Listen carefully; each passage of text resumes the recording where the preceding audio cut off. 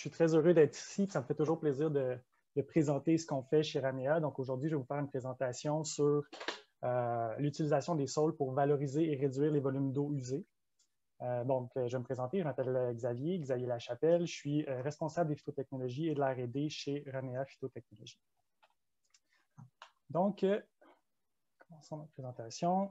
Je vais commencer par vous présenter notre organisation. Donc, Ramea Phytotechnologies, qu'est-ce qu'on fait, c'est quoi notre mission? Je vais mettre une emphase quand même, c'est une demande du foncier et du Centro sur la composition de notre équipe, c'est quoi le profil des gens qui travaillent chez nous. Donc voilà pour le volet équipe. Ensuite, je vais enchaîner avec une brève présentation de la culture du sol. Donc, culture du sol 101, ça consiste en quoi?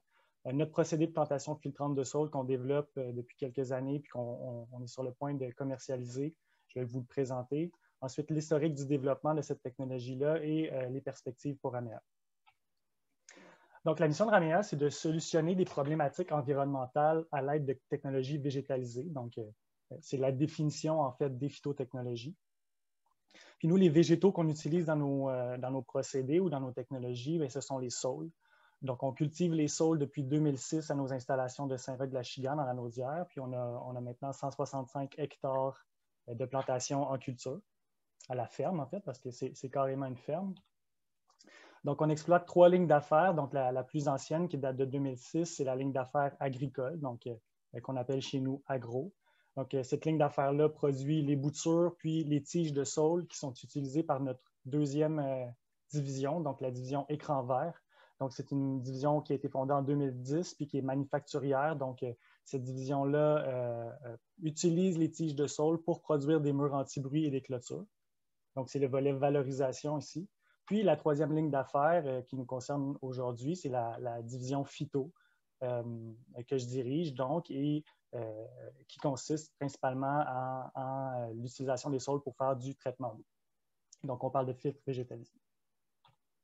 On est une équipe de 25 employés permanents aux horizons assez divers. Ça fait une super belle dynamique dans l'entreprise. Donc, on est 7, on a fait le décompte justement pour la présentation, on est 7 employés ou 7 membres de l'équipe avec des études d'ingénierie. Puis après ça, il y a une distribution, on a un technicien agricole, on a des travailleurs agricoles d'expérience. Puis c'est une dynamique qui est intéressante dans l'entreprise, d'avoir des gens d'expérience qui sont habitués à solutionner des problématiques pratico-pratiques au terrain. Donc, spécialement là, quand on sort de l'école en ingénierie ou dans un domaine technique à l'université où on est habitué de résoudre des problèmes qui sont plus théoriques, c'est vraiment formateur d'avoir des gens d'expérience qui travaillent depuis, par exemple, 30 ans sur une ferme et qui sont habitués de résoudre des problématiques au jour le jour. Maintenant, le profil de notre équipe de phytotechnologie, on est une petite équipe, donc on est 4 employés dans l'équipe. Donc, j'ai commencé avec mon profil, en fait, mon cheminement. Moi, je suis détenteur d'un baccalauréat en administration des affaires que j'ai fait à HEC Montréal il y a quand même quelques années. Donc, j'ai travaillé quelques années après ces études-là dans le domaine bancaire, puis j'ai fait un retour aux études par la suite en ingénierie à Polytechnique Montréal. Donc, bien que le domaine bancaire, c'est vraiment passionnant, disons que pour moi, ça manquait de concret, en fait. Donc, je voulais avoir quelque chose de plus technique également. Donc, voilà, rapidement, dans mes études en génie civil, là, je me suis intéressé aux phytotechnologies. Donc, en alternative aux infrastructures, disons, conventionnelles ou grises. Donc, génie végétal également, ça m'intéressait. Donc, j'ai approché Yves Comeau à Poly pour faire un premier projet d'initiation à la recherche avec lui. Donc, j'ai fait un projet qui portait sur la diminution de volume d'un effluent industriel à l'aide d'un marais filtrant planté de saule. Donc, mon premier contact avec cette plante-là.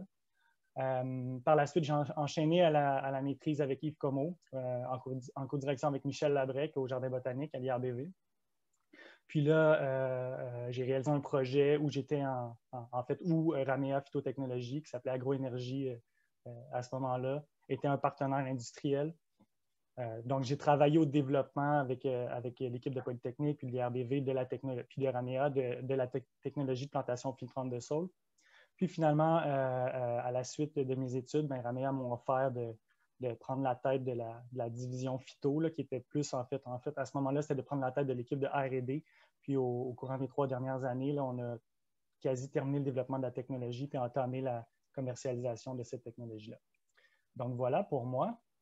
Deuxième membre de l'équipe, qui a été mon premier stagiaire, en fait, Louis Clément, qui, lui, est détenteur qui a fait son bac en agro-environnement à l'Université Laval, puis une maîtrise également dans l'équipe d'Yves Comeau à Polytechnique, puis qui a réalisé son stage de maîtrise chez nous, chez Ramel. Donc, on l'a embauché par la suite. Donc, Louis Clément, c'est la personne, en fait, chez nous qui est spécialiste en automatisation. C'est lui qui s'occupe de tout faire le développement technologique du volet automatisation de notre technologie. Puis, deux autres chargés de projet chez nous, donc Raphaël et Alexandre, tous deux de l'Université de Sherbrooke. Donc, Raphaël qui a fait un bac en génie biotech, puis Alexandre en génie civil. Donc voilà, on a tous, mis à part les études en ingénierie, on a tous une caractéristique, disons, commune dans l'équipe. On a tous eu une expérience de travail chez Ramea ou académique, là, disons, avant d'être embauchés. Donc, Louis Clément et moi, on a fait nos projets de maîtrise avec l'entreprise. Raphaël a fait 2 stages chez nous, donc un stage terrain l'été, puis un stage de conception pendant l'hiver. Puis Alexandre a fait un stage chez nous. Donc, vous voyez qu'on n'est pas tous des ingénieurs génie chimique procédés. Là. Dans l'équipe, on essaie d'embaucher du monde avec des horizons assez variés. Qu'est-ce qu'on fait, en fait, c'est non conventionnel. Puis, disons que c'est intéressant d'avoir des personnes qui ont des perspectives justement agricoles, de biotech, de civil, puis éventuellement, les horizons vont encore plus s'élargir. Puis moi, je suis convaincu que c'est comme ça qu'on réussit dans l'équipe à être créatif et à trouver des solutions innovantes aux projets qu'on rencontre, aux problèmes qu'on rencontre pendant nos projets. Puis qu'est-ce qu'on recherche chez les candidats, en fait, là, dans l'équipe? C'est la créativité, c'est sûr, la débrouillardise. On est dans une PME, petite équipe. On fait beaucoup les choses dans l'équipe, donc de la conception, de l'idéation jusqu'à la mise en place au terrain. Je sais que Raphaël, par exemple, des buses d'irrigation, elle en a installé par centaines. Là, donc, on fait beaucoup les choses. Donc, on cherche du monde qui sont très débrouillards. Puis, c'est sûr qu'on cherche du monde qui sont capables d'être constamment à l'extérieur de leur zone de confort. Donc, de un, parce qu'en R&D, on essaie tout le temps des nouvelles choses, puis de deux, parce qu'en PME, en croissance, ben, on fait tout le temps des nouveaux projets, donc c'est jamais de la réplication, c'est tout le temps des projets plus gros ou différents. Donc, mais c'est ce qui est passionnant avec le travail. Bon, puis pour finir avec le volet équipe, une partie importante de notre équipe qui n'est pas permanente, mais c'est les stagiaires dans notre équipe. Donc, on essaie tout le temps d'avoir 1 ou 2 stagiaires à chacune des sessions. C'est quelque chose qui est important pour moi. Donc, le volet formation puis, de ces personnes-là, puis on leur fait découvrir les phytotechnologies. Puis d'un autre côté, les stagiaires enrichissent nos projets par leur vision différente, leur dynamisme aussi. Puis voilà, c'est un aspect que je trouve super enrichissant dans nos équipes, dans mon travail, en fait, de pouvoir intervenir avec ces personnes-là. Puis c'est sûr que pour nous, comme j'ai mentionné, c'est un moyen de recrutement super intéressant. Donc voilà pour le volet équipe. Maintenant, la culture du sol, ça consiste en quoi? Le saule, c'est un arbuste. En fait, ça peut être un arbre, mais le saule que l'on cultive chez Ramea, c'est un arbuste à croissance rapide qu'on cultive avec des méthodes agricoles. Donc, le but du jeu, en fait, c'est de passer d'une plantation qui a cette apparence-là quelques semaines après l'établissement, donc après qu'on ait mis les boutures en terre. Les boutures, c'est des petits bouts de branches qu'on enfonce mécaniquement dans le sol, pour arriver à une plantation qui a cette apparence-là 2 à 3 ans après l'établissement.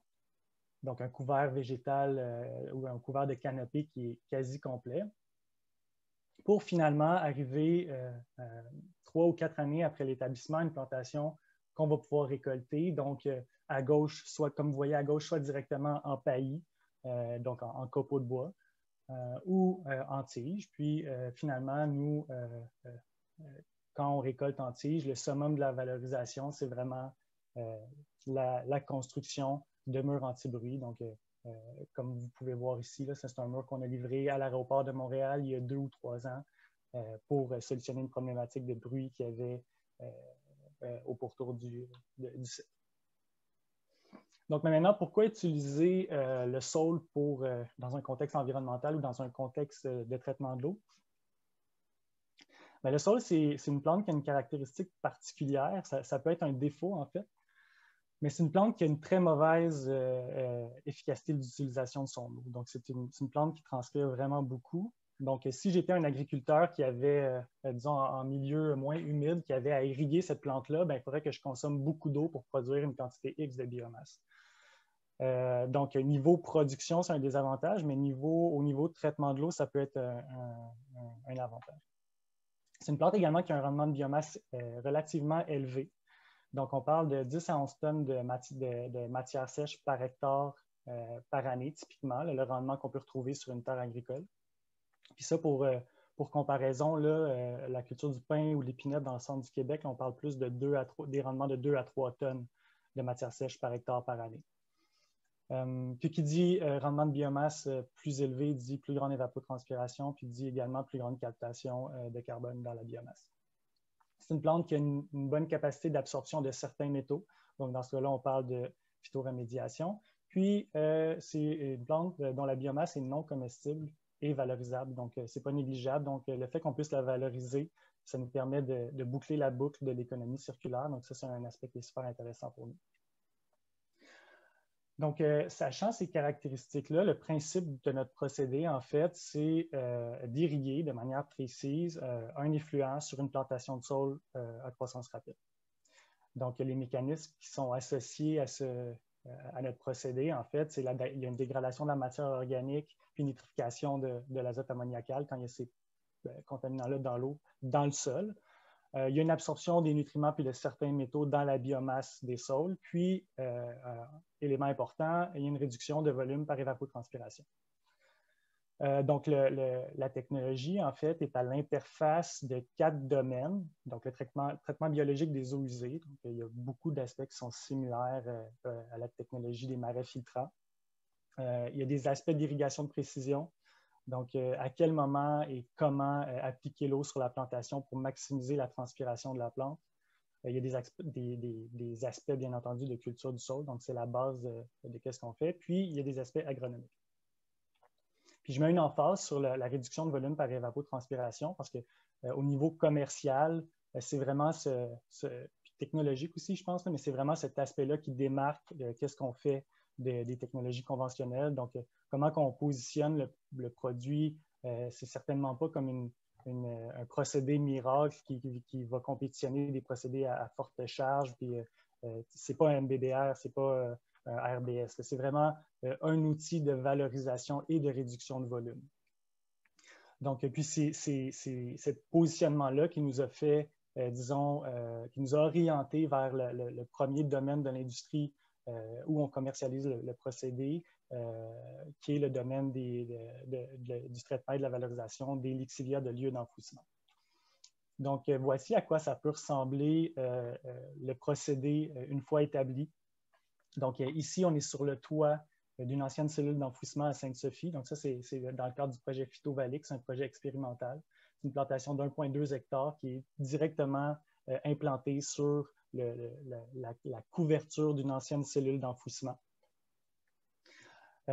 Puis voilà, les eaux qui sont générées par la cellule sont puisées dans la cellule, puis plutôt que les envoyer vers le procédé conventionnel, on les irrigue sur la plantation où il y a évapotraitement, disons polissage, puis évapotranspiration. Donc moi, qu'est-ce que j'aime bien dire quand je présente un projet comme ça sur une cellule d'enfouissement, c'est que qu'est-ce qu'on fait chez Ramea, c'est de la résolution de problèmes environnementaux multidimensionnels. En ce sens que on vient planter des sols sur une cellule d'enfouissement, c'est souvent des sites qui sont peu valorisés, où on trouve des espèces végétales envahissantes. On vient traiter du lixivia, diminuer les volumes qui sont rejetés à l'environnement. Puis, en parallèle à tout ça, on capte du carbone dans la biomasse de bois. Puis, au final, après la récolte, si on peut faire des murs anti-bruit, on vient résoudre une autre problématique environnementale avec de la biomasse et du carbone qui est séquestré dans les branches pour résoudre des problématiques de bruit, par exemple, en milieu urbain. Donc, voilà un aperçu du développement, de l'historique de développement de la technologie. Donc, vous pouvez voir là, sur l'échelle que c'est quand même un développement technologique qui a pris relativement beaucoup de temps. Le développement a commencé en 2008 avec un projet que je qualifie plus d'exploratoire où on visait à faire, en fait, où on a fait de la valorisation d'un effluent municipal secondaire. Donc, c'était de l'eau traitée municipale, des eaux usées municipales, puis qui était irriguée sur une plantation de saules. Puis, on s'est intéressé principalement au volet valorisation. Donc, comment ça fertilise les sols? C'est un projet qui a été réalisé avec Ramea et l'IABV. Puis ce projet-là a mené un deuxième projet en 2015, donc le projet Phyto-Valpé, que je pourrais plus qualifier comme une validation de concept au niveau de traitement de l'eau. Donc, cette fois-ci, dans la même parcelle de Saules à Saint-Roch-de-la-Chigan, on a fait de l'irrigation d'un effluent primaire municipal. Puis, l'objectif, c'était de valider les critères de dimensionnement de la technologie. Donc, cette fois-ci, avec une application de Polytechnique. Puis vous verrez que j'ai mis le logo de Ramea en plus pâle parce qu'à ce moment-là, il n'y avait personne en fait pour prendre le ballon de ces projets-là chez Ramea. Donc, il y avait la vision, il y avait le désir d'aller dans cette direction-là éventuellement, d'où l'implication dans les projets, mais il n'y avait pas, disons, l'énergie puis les capacités financières d'investir pour avoir quelqu'un ou une équipe à temps plein pour s'occuper de ces projets-là. C'est une des raisons aussi pourquoi il y a eu des publications qui ont été faites pendant ces années-là, pendant ces 10 années-là, mais il n'y a pas nécessairement eu de développement commercial. Donc, à partir de 2018, l'entreprise a décidé d'investir justement dans ce créneau-là. Puis, on a commencé à réaliser des projets avec les lixivia de lieux d'enfouissement sanitaire, donc des lixivia qui sont peu concentrés. Puis, on a entamé avec le projet Phytovalix, que je vais vous présenter brièvement. Puis là, on est rendu au point au niveau du développement commercial où, en parallèle, disons, au projet Phytovalix, on a entamé un projet de mise à l'échelle technologique puis pré-commercial à un site d'enfouissement à Saint-Nicéphore. Donc, le projet Phytovalix, je ne vais pas entrer dans les détails. Il pourrait y avoir une présentation juste sur certains aspects de ce projet-là, mais c'est plus au niveau du partenariat que je veux présenter quelque chose, en fait. Donc, l'objectif de ce projet-là, c'était de développer des phytotechnologies, donc des fils végétalisés pour traiter et valoriser des lixivia de lieux d'enfouissement au Québec. Puis, vous pourrez voir les partenaires qu'on avait dans le projet. Donc, la structure que je trouve intéressante, c'est qu'on avait le client ou l'utilisateur final de la technologie qui était un partenaire en bonne et due forme dans le projet. Ensuite, donc, qui est Waste Management. Ramea Phytotechnologies, qui est le développeur de la technologie. Nos partenaires donc, universitaires, donc Yves Comeau à Polytechnique Montréal, Michel Labrec et Frédéric Pitre à l'IABV. Puis, bien entendu, les organismes subventionnaires. Donc, qu'est-ce que je trouve intéressant avec ce modèle-là que j'aimerais répliquer dans le futur, c'est que, de un, c'est d'avoir l'exploitant ou l'utilisateur final dans le projet nous a permis chez Ramea d'orienter notre R&D selon les besoins réels d'un client qui est représentatif de l'industrie. Donc, Waste Management, c'est un joueur majeur dans l'industrie.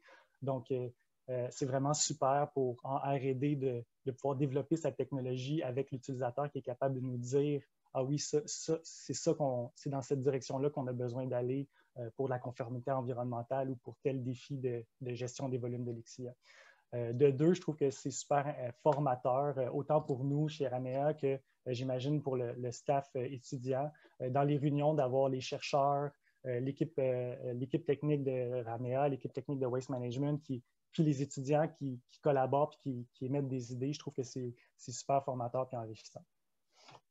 Donc, rapidement, là, ce projet-là, on l'a fait en deux grandes étapes, là, si on veut. Là. On a commencé avec des essais à plus petite échelle en mésocosme qu'on a fait directement à la ferme, puis qui visaient vraiment à dégrossir le problème. Donc, aller voir c'est quoi l'effet sur la biomasse d'irriguer un lixivia de lieux d'enfouissement, quels sont les volumes qu'on peut s'attendre en termes d'évapotranspiration, l'efficacité de traitement. Donc, on a réalisé une étude ou un projet pendant 2 années où on a mesuré à chaque jour en période estivale les volumes à l'entrée et à la sortie de nos 18 pots de saules, là, si on veut. selon différentes conditions d'opération. Puis ça nous a permis d'être à l'aise avec la technologie, puis d'aller à l'étape suivante, donc à l'échelle pilote, directement sur le toit d'une cellule d'enfouissement. Donc ici, on voit, là, vous voyez la zone qui est expérimentale d'1,2 hectare sur le toit d'une ancienne cellule. On voit l'échelle du projet. C'était au moment de la plantation, cette photo-là, donc le tracteur qui est là. Quelques photos donc, du projet ensuite que je trouve intéressantes. Donc, quelques semaines en août et en novembre après la plantation. J'aime bien la photo en novembre, donc, qui illustre bien les défis associés à planter des sols sur une cellule d'enfouissement. Donc, un sol qui est souvent très pauvre, hétérogène, présence de déchets dans les vieilles cellules également dans la couche supérieure. Donc, c'est un réel défi de faire survivre ces plantes-là au début des projets. L'état de la plantation 1 an plus tard, donc avec Adam Parrott qui était en train d'installer l'instrumentation sur la plantation, sur la parcelle expérimentale. Donc, Adam qui a fait une maîtrise avec nous dans le projet. Puis finalement, l'état de la plantation en 2020, donc cette année. Puis là, on voit que les arbres sont rendus d'une bonne taille. Puis on peut voir là, sur la photo là, les différentes... on opère à différents... En fait, on applique différents traitements. Donc, on voit vraiment l'effet des différents traitements sur la biomasse. Donc, c'est une photo qui est quand même intéressante. Puis, on devrait publier les premiers résultats au courant de l'année 2021. Donc, voilà pour le projet Phytovalix. Les perspectives pour notre organisation, bien, comme je disais, on a un projet de mise à échelle technologique de 8 hectares à Saint-Nicéphore, donc 130 000 saules qui vont permettre de valoriser les eaux de lixiviation de ce site d'enfouissement-là. Puis, donc, les photos que vous voyez ici, ce projet-là a été planté l'année dernière puis mis en opération cette année. Donc, c'est des photos qui ont été prises sur le site du procédé. Puis, on s'intéresse au niveau recherche, on s'en va vraiment vers tout ce qui concerne la captation des gaz à effet de serre, puis la quantification de la captation et de la séquestration. Donc là, on va entamer un projet de R&D la saison prochaine qui va viser à déterminer les protocoles de mesure au terrain pour pouvoir quantifier de manière rigoureuse cette captation-là. Donc voilà, ça met fin à ma présentation. Ben, merci de votre attention. Ça va me faire plaisir maintenant de répondre aux questions. Merci beaucoup Xavier, très, très, très intéressant. Comme je le disais là, dans la petite boîte de clavardage, vous pouvez poser vos questions par écrit ou encore solliciter de poser votre question vous-même. Et puis, nous avons déjà 2 questions qui sont arrivées. Pardon, mon téléphone n'arrête pas de sonner en même temps. Une plantation de 1 hectare de saules arbustifs est capable d'évapotranspirer combien de litres par jour en été versus en hiver? OK, ça, c'est une bonne question.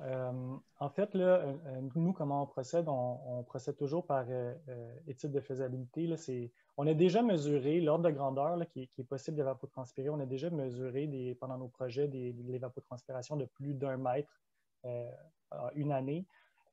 Mais ça dépend vraiment de l'effluent. Donc, il y a c'est pas juste un calcul en fait d'évapotranspiration. Il y a aussi, ça dépend de la composition du lixiviant ou de l'effluent. Mais jusqu'à 1 mètre d'évapotranspiration, c'est possible. Donc, ça veut dire 1 mètre, c'est 10 000 mètres cubes par... en fait, ouais, ça donne 1 mètre par mètre carré, en fait. Puis, est-ce qu'il y avait une différence été-hiver? Oui, en fait, nos procédés ne sont pas en opération l'hiver. Non, c'est ça. Donc, grosso modo, ça, c'est une bonne précision. Donc, on parle d'une période d'opération de la mi-juin jusqu'à fin septembre. Puis, cette période-là, justement, au niveau des lieux d'enfouissement, ça fonctionne bien parce que souvent, ils ont des gros pics, eux, associés à la fonte des neiges au printemps. Puis les périodes d'étiage aussi, c'est l'été. Donc, pour eux, l'investissement, même si c'est juste fonctionnel, disons, 1/3 de l'année, ça vaut la peine de diminuer les volumes puis d'aider à désurcharger soit leur milieu récepteur ou soit leur usine de traitement. Parfait, merci. Quelqu'un demande s'il peut y avoir un déplacement de contaminants quand on déplace les saules qu'on recueille, parce qu'on parle quand même d'eau Oui, ici. bien ça, c'est une question aussi. On caractérise toujours la biomasse à la récolte. Puis, qu'est-ce qu'il faut savoir avec le sol, c'est que ce n'est pas une plante qui est hyper accumulatrice. OK? En ce sens que ce n'est pas une plante qui va concentrer les contaminants dans sa biomasse. C'est une plante qui va produire beaucoup de biomasse. Puis quand on la fertilise, elle produit plus de biomasse. Donc, le polluant ou le métal ou l'azote va être dilué dans beaucoup de biomasse. Donc, après ça, si on prend un copeau, par exemple, là, où on ne va pas voir une augmentation de concentration dans le copeau qui pourrait faire en sorte que le copeau est contaminé, on va juste avoir produit beaucoup de copeaux de bois. Parfait, merci. Prochaine question, Rino Dubé au CRIC qui veut savoir si le système racinaire est très profond. Et j'imagine à quelle période, combien de coupes et de récoltes périodiques que vous faites des saules? La récolte, là, ça se fait à peu près à chaque... C'est vrai, c'est un point que j'ai oublié de mentionner, mais le saule, en fait, une fois qu'on l'a récolté, on n'a pas besoin de le replanter. Donc, il va repartir de lui-même à partir du plan mère après la plantation, après la récolte, pardon. Puis ça, on peut faire ça. Dans la littérature, on parle de cycle de 25 à 30 ans. Donc, nous, à la ferme, là, on a des plantations qui datent de 2006, qui sont encore très viables et qui produisent aussi bien qu'au départ. Le système racinaire, ça, c'est sûr que planter sur des cellules d'enfouissement, c'est un enjeu. Donc, les sols, lorsqu'ils sont fertilisés, n'ont pas, disons, intérêt à utiliser de l'énergie pour développer un système racinaire qui est profond. Donc, justement, dans le premier projet qu'on avait fait, là, le laboratoire rural, il y avait un étudiant qui avait publié sur la profondeur de zone racinaire des sols. Puis le gros de la biomasse se trouve dans les 20 à 30 premiers centimètres typiquement. Parfait, merci. Prochaine question, quelqu'un veut savoir, est-ce qu'il y a un ou des risques associés à la monoculture du sol, par exemple les insectes, les parasites, la biodiversité? Je dirais que c'est quelque chose c'est l'aspect de monoculture puis de résilience, c'est quelque chose qu'on essaie de s'améliorer. Donc, planter plusieurs variétés, c'est quelque chose sur lequel on travaille pour être plus résilient aux ravageurs. En ce moment, on n'a pas, en fait, les variétés qu'on plante. Il y a des variétés qu'on peut planter au Québec qui vont se faire attaquer par certains ravageurs. Les variétés qu'on utilise ne le sont pas. Mais on sait qu'avec les changements climatiques, il commence à avoir, disons, un shift de ravageurs. Là. Donc, c'est quelque chose sur lequel on travaille. L'aspect monoculture, moi, je ne considère pas la plantation de saule comme une monoculture à proprement dit comme le maïs, dans le sens que ce n'est pas une culture qui est intensive où à chaque année, on va aller détruire, labourer, remettre des pesticides. Puis on a fait un projet, en fait, on a fait un sous-projet, en fait, l'été dernier, où on est allé caractériser toutes les espèces qui pouvaient pousser dans l'entre-rang. Donc, il y a toute une vie qui se crée là, au fil de la croissance. Ça devient comme des saules dans le sens que ça devient comme un sous-bois, en fait. Là. On vient pas, étant donné qu'on ne replante pas à chaque année, la plantation, là, lorsqu'elle est mature, il y a comme une couche d'humus qui se crée, puis il y a de la vie. Donc, pour moi, c'est vrai qu'il y a une seule espèce en ce moment quand on plante, mais ce n'est pas une monoculture à proprement dit. Puis ça, on essaie de mieux le caractériser. Parfait. Quelqu'un revient, vous avez parlé de fertilisants. Est-ce que les sols ont besoin de beaucoup de fertilisants pour croître correctement, par exemple, en comparaison à d'autres végétaux? En comparaison à d'autres végétaux, c'est une bonne question. Je pense que ça demande moins que le maïs, mais en fait, il y a comme il y a deux choses ici. C'est qu'en culture conventionnelle, le sol, on peut seulement le fertiliser à chaque 3 ans ou à chaque fois qu'on récolte, parce que c'est difficile de rentrer dans une parcelle pour aller appliquer, par exemple, du fertilisant soit organique ou soit de la granule synthétique, parce que les sols, après 2 ans, vont faire 20 pieds de haut, donc c'est dur de rentrer dans... En fait, on peut le faire, là, mais c'est manuel, disons. Là. Donc, typiquement, quand on fertilise des sols, on ne va pas les fertiliser, on ne peut pas les fertiliser autant que la plante en demanderait. Donc, mais quand on applique un effluent, donc, où on est capable d'irriguer à chaque jour selon les besoins de la plante, bien là, c'est sûr que la plante peut consommer beaucoup d'azote. Mais je ne pourrais pas dire c'est quoi la comparaison, par exemple, avec du maïs ou du soya. Parfait. Quelqu'un veut savoir pour quel type d'effluent la technologie produit les meilleurs rendements? Ben, en ce moment, on l'a, je dirais que ça serait, en fait, on l'a testé sur les eaux usées municipales, mais on voit qu'il y a un potentiel sur les lixivias de lieux d'enfouissement sanitaire. Donc, c'est là où on a des bons rendements quand même. Donc, c'est des effluents qui ont des faibles charges organiques, les anciens, les lixivias ici, les plus vieilles cellules, mais qui ont quand même une certaine concentration en azote ammoniacal qui va nitrifier dans le sol et qui va permettre de fertiliser les sols. C'est là où on a des bons résultats à date, mais on voit beaucoup de potentiel pour d'autres types d'effluents industriels où il y a des problématiques de volume ou de valorisation de certains composés dans l'eau. Parfait. Et quels sont réellement les débouchés pour les saules, je pense, à part les murs de bruit, est-ce qu'il y en a d'autres? Bien, en fait, là, le débouché, c'est nous, on vend aussi du paillis de bois raméal fragmenté. Là. Donc, c'est un paillis qui remplace le paillis de cèdre, en fait, là, qui est prisé par les horticulteurs parce qu'il n'acidifie pas le sol. Donc, disons que chez nous, en ce moment, c'est plus on met pas d'effort de vente pour vendre ce matériel-là. C'est vraiment notre sous-produit de fabrication des murs qu'on valorise et qu'on vend comme paillis. On en manque à chaque année, donc on n'est pas capable de livrer, de répondre à la demande. Donc, éventuellement, les projets qu'on fait pourraient permettre de répondre à cette demande-là. Parfait. Puis peut-être une dernière question. Est-ce que vous utilisez différentes espèces de saules ou seulement une? Oui, on utilise plusieurs variétés. À la ferme, on a une trentaine de variétés. Puis on a des projets aussi avec certains, une université aux États-Unis pour développer des nouvelles variétés, pour sélectionner des nouvelles variétés. Donc oui, on travaille constamment à l'acquisition, disons, de nouvelles génétiques là, pour trouver des cultivars qui sont plus performants.